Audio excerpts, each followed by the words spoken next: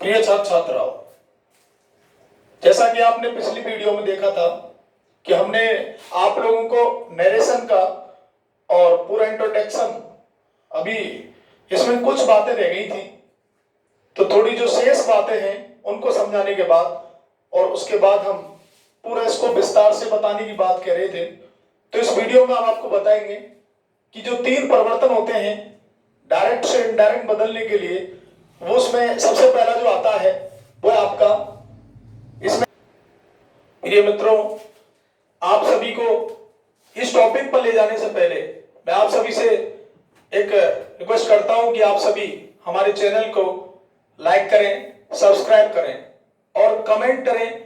अगर आपको कुछ बातें ऐसी लगती हैं कि सर के द्वारा रह गई हैं तो आप उनको बताएं, आपके सहयोग की जरूरत है दोस्तों। तो इसमें हमारे इस टॉपिक में जो सबसे पहला परिवर्तन है वो है आपका प्रोनाउन संबंधी परिवर्तन, अर्थात सर्वनाम संबंधी परिवर्तन कुछ होने हैं। तो दोस्तों, हमें ये जो आपके लिए जो सारणी बनाई गई है वो सारणी आप लोगों को लिखनी है, उसके बाद ही इसको याद भी करना है, क्योंकि जब तक ये सारणी आपको याद नहीं है तब तक नरेशन आपकी समझ में नहीं आएगा। तो हमें प्रोनाउन संबंधी परिवर्तन को पहले समझ लेना है और प्रत्येक छात्र छात्रा को ये याद करते हुए, क्योंकि समस्या आती है, प्रत्येक छात्र को समस्या आती है यदि वो प्रोनाउन संबंधी परिवर्तन की सारणी को याद नहीं करता है।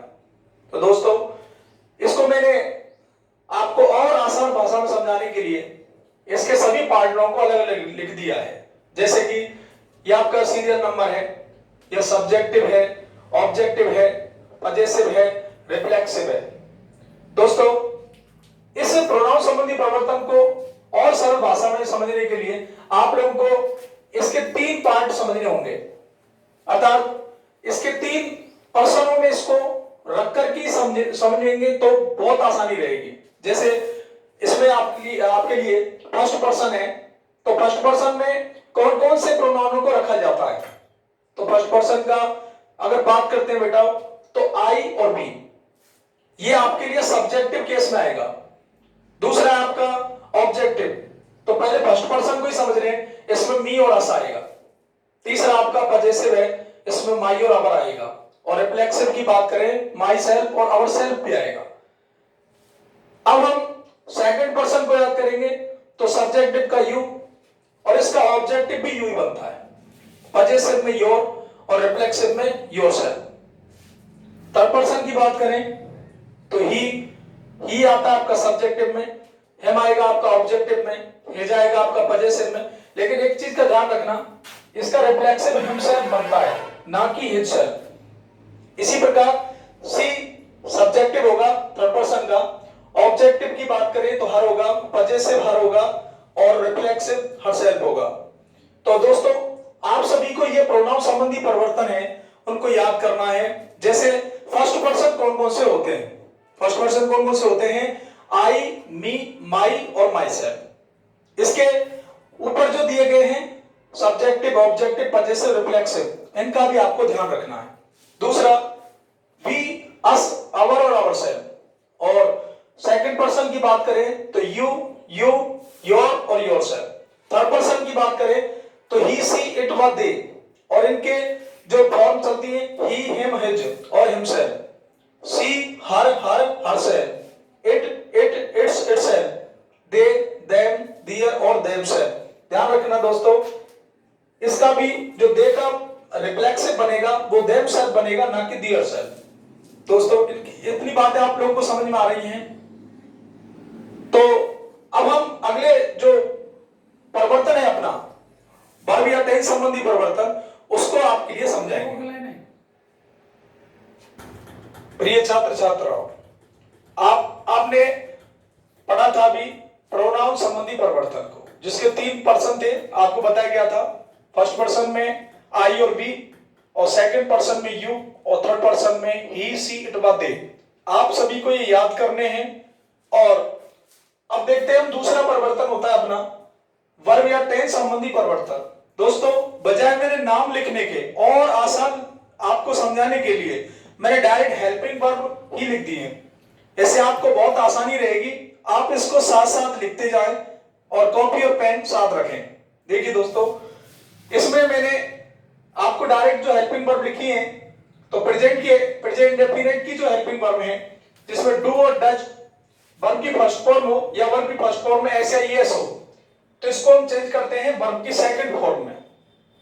दूसरी बात करें कि डू नॉट डज नॉट आ जाए, क्योंकि नेगेटिव का होता है, तो उस समय हमें वर्ब की सेकंड फॉर्म में नहीं बदलना है, तब बदलना है हमें डिड नॉट में। तीसरा, इज, एम और आर होने पर वॉज या वर में चेंज करते हैं। हैज और हैव आने पर हैड बनाते हैं।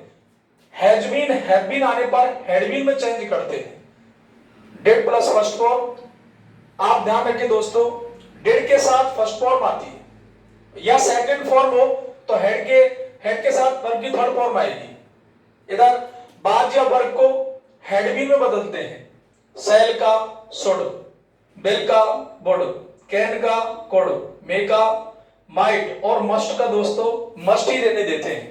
कभी कभार मस्ट को हैड टू में भी बदल दिया जाता है दोस्तों। तो इस सारणी को आप लोग इसको भी याद करेंगे, अर्थात नरेशन पूरा समझने के लिए आपको दोनों ही परिवर्तन कंठस्थ करने पड़ेंगे। तो एक बार ध्यान दें, डू डज वर्ब की फर्स्ट फॉर्म ऐसे ही इसको वर्ब की सेकंड फॉर्म में, डू नॉट डज नॉट को डिड नॉट में, इज आर एम को वॉज वर में, हैज हैव को हैड में, हैज बीन हैव बीन को हैड बीन में, डिड प्लस फर्स्ट फॉर्म या सेकंड फॉर्म को हैड प्लस वर्ब की थर्ड फॉर्म में, इधर वॉज या वर को हैड बीन में, सेल का शुड, बिल का वुड, कैन का कुड, मे का माइट और मस्ट का मस्ट ही रहता है दोस्तों। इसके बाद हम तीसरे परिवर्तन की ओर चलते हैं। जैसा कि आपने दोनों परिवर्तनों को उतार लिया होगा, अब हम तीसरे परिवर्तन की ओर चलते हैं। दोस्तों, मैं आपको बता दूं कि जब तक ये तीनों परिवर्तन याद नहीं होंगे, तब तक आपकी समझ में नरेशन टॉपिक नहीं आएगा। इसलिए इनको याद करना बहुत जरूरी है, ये बेस समझना बहुत जरूरी है, क्योंकि बिना बेस के आप उस आधार को नहीं समझ सकते जो जहां पर नरेशन को समझा जाएगा। क्योंकि उसके लिए हम आपको अलग से और पर्सनल जो टाइप ऑफ सेंटेंस की जितने भी प्रकार के टाइप हैं, उन सभी को एक एक समझाएंगे आपको दोस्तों। तो अब हम तीसरे परिवर्तन की ओर चलते हैं, समय व दूरी संबंधी परिवर्तन। ये भी आपको लिखना पड़ेगा, क्योंकि बिना इसके भी आपको नरेशन को सही ढंग से नहीं सीख सकते हैं। तो दोस्तों, इसमें क्या है कि दिस को दैट में चेंज किया जाता है, दीज का दोज में, टुडे का दैट डे में, टुनाइट का दैट नाइट, यस्टरडे का प्रीवियस डे, टुमारो का द फॉलोइंग डे, हाइदर का दाइदर, हेंस का देंस, नाउ का देन, जस्ट का देन, एगो का बिफोर, हियर का देयर और थस का सो। दोस्तों, आपको इसी हिसाब से याद करना पड़ेगा। दिस का दैट में, दीज का दोज में, टुडे का दैट डे में, टुनाइट का दैट नाइट में, यस्टरडे का प्रीवियस डे में, टुमारो का द फॉलोइंग डे में, हाइदर का दाइदर में, हैंस का देंस में, नाउ का देन में, जस्ट का देन में, एगो का बिफोर, हियर का देयर और थस का सो। दोस्तों, इन तीनों परिवर्तनों को आप लोगों को कंठस्थ कर लेना है। हम आपके लिए अगली वीडियो लेके आएंगे, और इसके लिए अगर आपको हमारी पढ़ाई इस YouTube चैनल के माध्यम से अच्छी लग रही है, तो दोस्तों सभी से इतनी रिक्वेस्ट रहेगी कि आप सभी के सहयोग की जरूरत है।